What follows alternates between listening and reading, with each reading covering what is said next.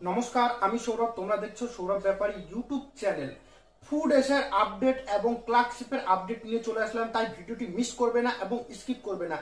এবং এরকমই চাকরি সংক্রান্ত খবরের জন্য চ্যানেলটিকে সাবস্ক্রাইব করে পাশে থাকা বেল আইকনটি প্রেস করে দিবেন।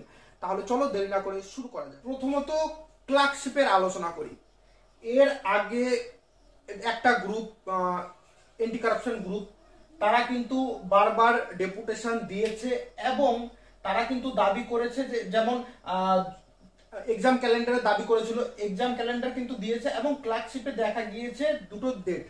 তো তারা ডেপুটেশন দিয়েছে এবং ডেপুটেশনে দেখা গিয়েছে তাদেরকে সেক্রেটারি অথবা কেউ মনে হয় বলেছিল যে এই দুটো ডেট কিন্তু দেখাচ্ছে যে কোনো একটা ডেটে পরীক্ষা হবে। এখন স্কুলে স্কুলে যে নোটিশ পাবলিশ হয় সেই নোটিশ কিন্তু পাবলিশ হয়েছে, সেখানে দেখা গিয়েছে দুটো ডেটেরই উল্লেখ আছে এবং প্রত্যেক দিন দুটো শিফট, অর্থাৎ টোটালে 4টে শিফটে পরীক্ষা হবে। এখন সবাই বলছে যে ফুড এসআইও 16-17 তারিখে পরীক্ষা হয়েছিল, টোটালে 6টা শিফটে দুর্নীতি হয়েছে, ক্লার্কশিপেও দুর্নীতি হবে। এবার এখানে একটা কথা আছে, কথাটা হচ্ছে ফুড এসআইয়ের সময় কেউ কিছু করতে পারেনি। ফুড এসআইয়ের সময় যখন সব হয়ে গিয়েছে তারপরে সবাই ভাবনা চিন্তা করেছিল। আর এখানে কথা হচ্ছে এখনো সময় আছে। দেখো, এখনো মানুষ জীবিত আছে, মরে যায়নি, তো এখন কেঁদে তোমাদের লাভ নেই। এখন আমি তোমাদেরকে বলি, যে গ্রুপ যারা ডেপুটেশন দিয়েছে তারা মনে হয় টোটালি পাবলিকের 1000 টাকা এর পিছনে ওয়েস্ট করেছে। 1000 টাকা আমার যেটুকু জানা, আমি যেটুকু জানি ডেপুটেশন দিয়ে। তো যাই হোক, এবার আমাদের একটা জিনিস বলছি যে সেই গ্রুপকে বলছি যে আলাদা আলাদা লড়লে হবে না। দেখো, তোমরা যখন আলাদা করে লড়তে যাচ্ছ, যারা আলাদা গ্রুপ মানে তোমাদের সাথে মিলতে চাচ্ছে না, যেমন তোমরা আগে নামটা লোক বেশি হতো, এখন নামছো লোক হচ্ছে না, আমাদের সবাইকে একসাথে মিলে লড়তে হবে এবং ক্লার্কশিপটাকে একটা ডেটে করতে হবে। এখনো সময় আছে। আমি বারবার তোমাদেরকে বলছি যে আমি দুর্নীতির সাথে নই, কিন্তু ফুড এসআই তো হয়ে গিয়েছে, তার জন্য আমি বলছি যে এত সময় কেসে কিছু হয় না, কেসে কিচ্ছু হবে না, চলেই যাবে চলেই যাবে। যাই হোক, আমি তোমাদেরকে একটা কথা বলছি যে ক্লার্কশিপটা এখনো হাতে আছে। মিনিমাম 2 থেকে 3000 ছেলে পেলে মাঠে নামতে হবে, অর্থাৎ রাজপথে নামতে হবে। তাহলে পরে কিন্তু কিছু করা যাবে। কিছু করা যাবে বলতে কি, জুনিয়র ডাক্তাররা তাদের 5টা দাবি এর মধ্যে 3টা দাবি মানাতে পারলো, আমাদের এই একটা দাবি আমরা মানাতে পারবো না?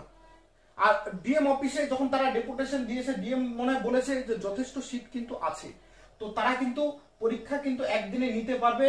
আর তারা কিন্তু দেখো, এখন আমাদেরকে একসাথে নামতে হবে। যদি একসাথে না নামি, ওই অল্প ওখানে 2000 নামলো, এখানে 2000 তো নামবে না, 200-500 নামলো, এভাবে নামলে হবে না। একসাথে 2-4 হাজার ছেলে পেলে নামতে হবে এবং আন্দোলনটাকে ভারী করতে হবে।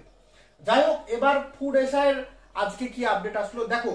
যে আপডেট দিয়েছে তার মনটা খারাপ হয়ে গিয়েছে আপডেটটা শুনে। আপডেটটা একটু মন ভাঙা, তাও কি করব তোমাদেরকে বলছি। আমি আজকে গ্রুপ খুলবো না, আজকে আমার কমেন্ট সেকশনে চেষ্টা করবো অফ রাখার, কারণ তোমাদের মনটা ভেঙে পড়বে। সেই গ্রুপের ব্যাপারে তোমরা গালাগালিও করতে পারো। আমি তোমাদেরকে বলবো যে রাগটা আছে চেপে রাখো। সেকেন্ড টাইম ডেপুটেশনের সময় যেও, অথবা আন্দোলন যদি বলো আন্দোলনে যেও।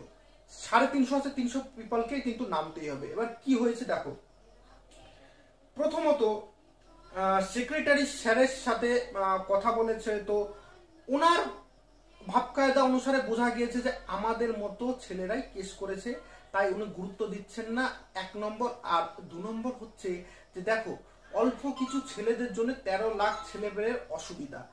আর 3 নম্বর পয়েন্ট, যেটা সবথেকে বড় পয়েন্ট, সেটা হচ্ছে যে সরকার তো চায় না নিয়োগ হোক, কেস চলবে চলুক, কেস চালালে তো নিয়োগের পয়সা দিতে হবে না।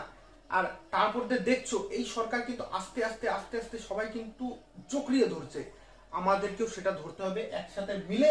আর তোমাদেরকে বলছি ফুড এসআর এই আপডেট, এছাড়া এখন আমি তোমাদের আর কিছু বলছি না, তার কারণ হচ্ছে পুরোপুরি তার সাথে আমি কথা বলে পুরোটা ডিটেলস জেনে কাল সকালে আমি তোমাদের জানাবো।